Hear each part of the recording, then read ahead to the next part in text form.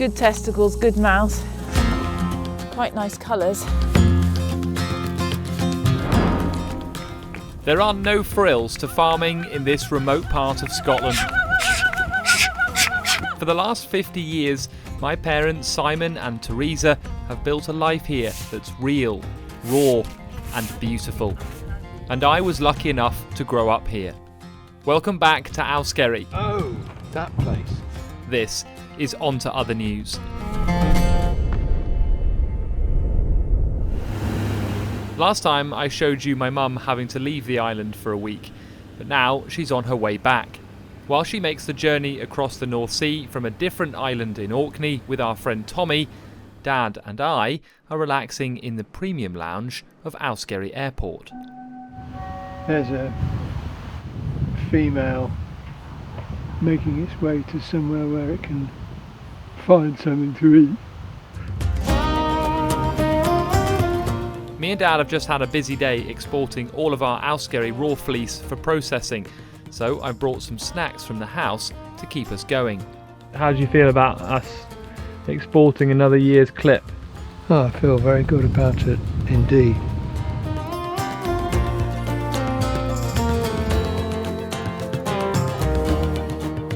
Flying to Owskerry is still a huge novelty for us. More than 99% of every journey to Owskerry is taken by small boat, taking around an hour. But luckily for us, our friend Tommy Sinclair is a key member of the local flying club in Orkney, and sometimes he very kindly helps us out when the sea is too rough or the local boat skippers are not available. Ladies and gentlemen, this is the captain speaking. Flying to Owskerry with Tommy takes about 10 minutes, so we don't have long to wait in our version of domestic arrivals.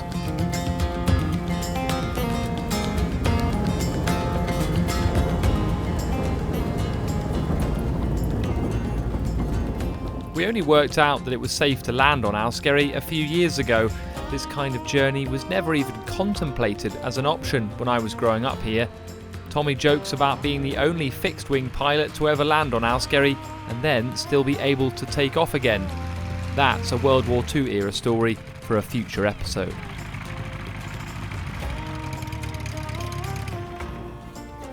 It's great to have Mum back, and then after a quick chat, Tommy was off again.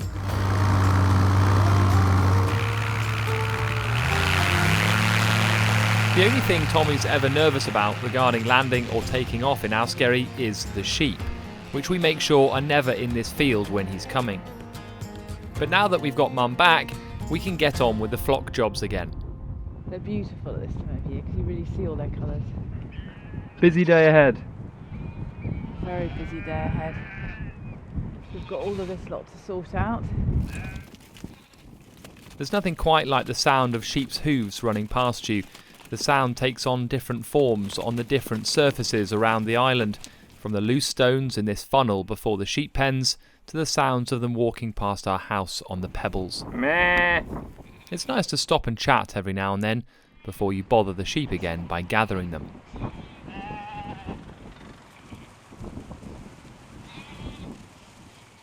I filmed this in September last year, in the middle of the nearly 4-month sabbatical I took from my work as a TV reporter in Cardiff, Wales. The job at this time of year is to get the entire flock of ewes and lambs in and sort them.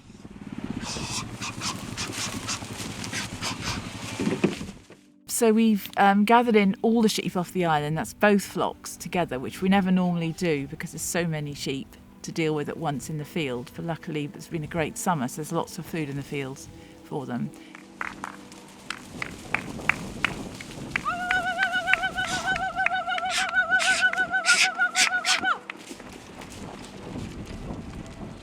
And we've taken them all into the pens and pulled out all the lambs so that we can sort through them all and choose our breeding replacements for next year.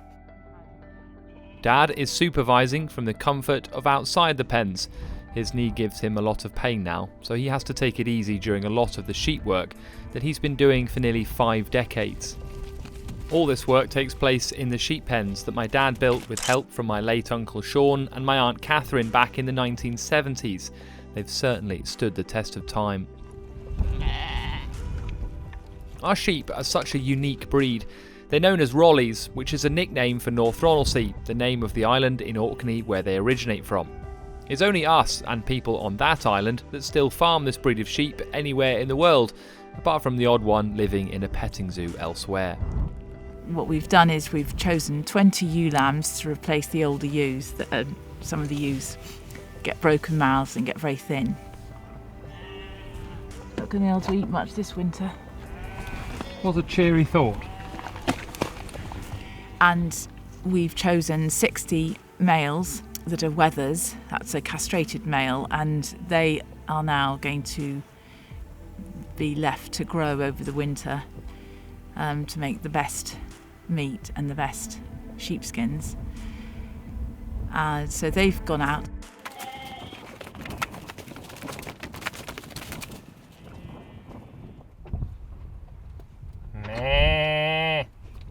Dad has been having a snooze, but for the next job, his expert eye is required for us to make some decisions about which lambs we choose as next year's rams.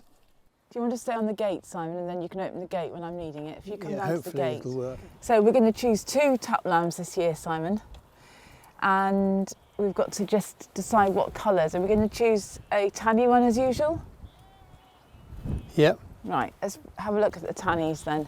Tanny is another name for a kind of deep golden colour. They are somewhat rare because it's a recessive gene, meaning that to get a tanny coloured lamb, you need a tanny ram to mate with a tanny ewe.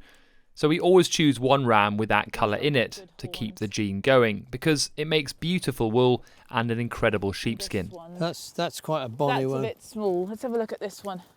Just talk us through a bit about the process of how you choose the 2 tup lambs. What are you trying to think about? So the 2 tup lambs, first of all, we pull out all the biggest lambs, because if they're well grown, then that's a good sign that they'll do well over the winter. Then we look at them for the colours that we like. Initially, we pick out several of each colour that we like. For example, this year we wanted to have a tanny tup, so we picked out 5 tanny ones that look good. He's not as dark as the others, though. No, but I'm not sure I like his colours as much. Well, you find one with beta colours that have beat him. Do you think those horns would be all right? I'd say that was an accident by the look of it to me. One. That one's a good one. That one's a good one, but it's pale. This one's got... Yeah, but they darker. are pale. Well, He's just had an accident. those horns aren't good enough, are they? They're going to grow into his head, aren't they? Okay, we'll see if you can Well, find a better one. put him through there a minute and we'll have another look at him in a minute. They're all carefully inspected, so are their horns wide flung so that they won't grow into the head, which sometimes horns do. You want them well out to height so that they twirl away from the head so they can still move their heads about. Then you look at their mouths to check they're not undershot and the teeth are going to come into the right place against the pad on the upper pad. He's quite a bonny one. He's a bit feisty, which is good. And then they are inspected to make sure that they have got 2 testicles that are even and a decent size, because obviously that's the potential for making lambs. Good testicles, good mouth, quite nice colours.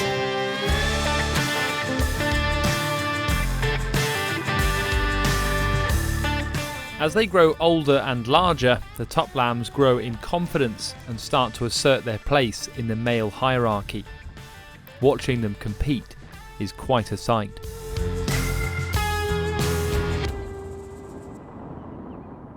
And finally, before they're finally chosen, I then look at the wool very carefully, because we've put a lot of effort into breeding for good wool quality, for soft, lack of coarse hair in them, and that's absolutely of utmost important once they're breeding okay. So I look for that, and then I choose the one that has the best quality wool with the best range of colour.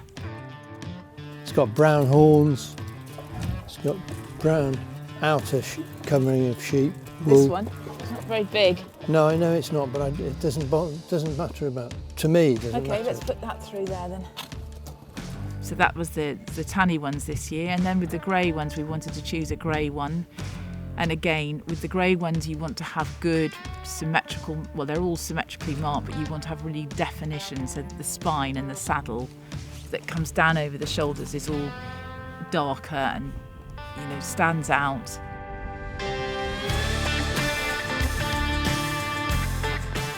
Sometimes, even when they've been through the same gate multiple times every year of their lives, the sheep just decide to give you the runaround.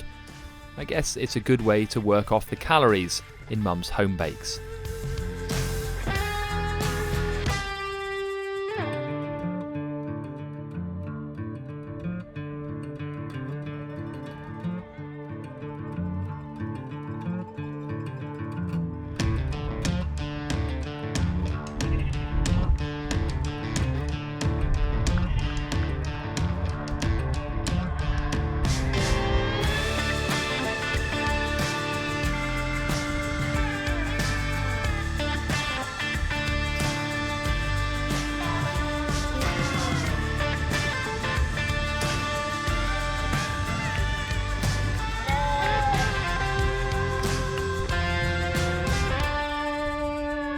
This one's got a nice dark grey spine and medium grey, and then it's got some white.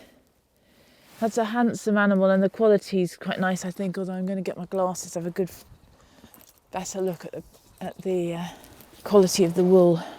It's nice if they have a good mane here, because sort of a beardy bit that gives it extra colour definition. That's quite nice, and just, you know, is a true example of the breed, is what you're looking for with the wool, as well as softness. Choosing the top lambs was one of the sheep jobs I always enjoyed most as a kid. We had our favourite lambs and wanted them to be the tups, whether it was for colour, the patterns on their faces, or the shape of their horns. You might think that's a half decent. That's got a very good pair of ram's horns. Hang on, I'm just looking at these first that I can get to. Quite like this one.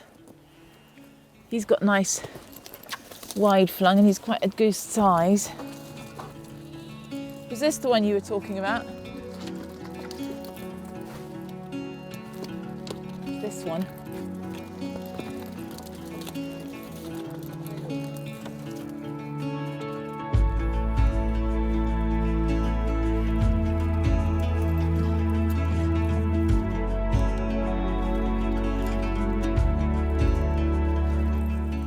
We're getting closer to the decision now, with all the best male lambs of the year in the same pen. Mum and Dad are weighing up which two to choose. I think we'll keep him and not him. We need to keep the tanny in if it's such a recessive gene. Which do you prefer of the two tannies, Simon? I quite like the higher hard back at the back corner. This left. one? They are both good.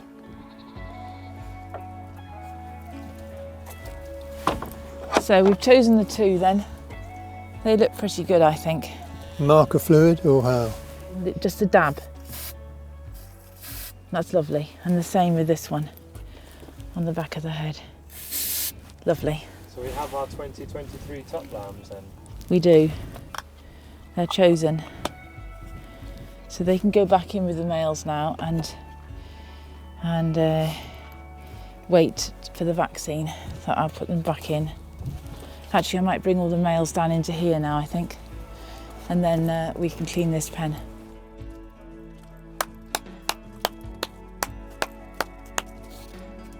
That's the end of the sheep year, or looking at it another way, it's the beginning of the next sheep year, and we can now close down the sheep operations, and eventually in another couple of months we'll put the rams out or the tups out to start the whole sheep cycle all over again.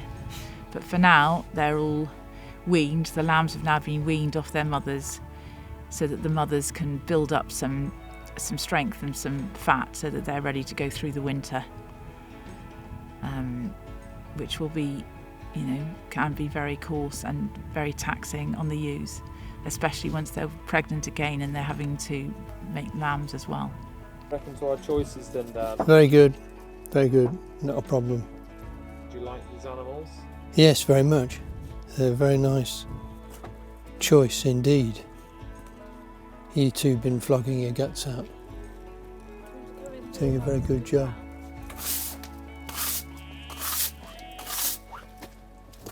Let me take over.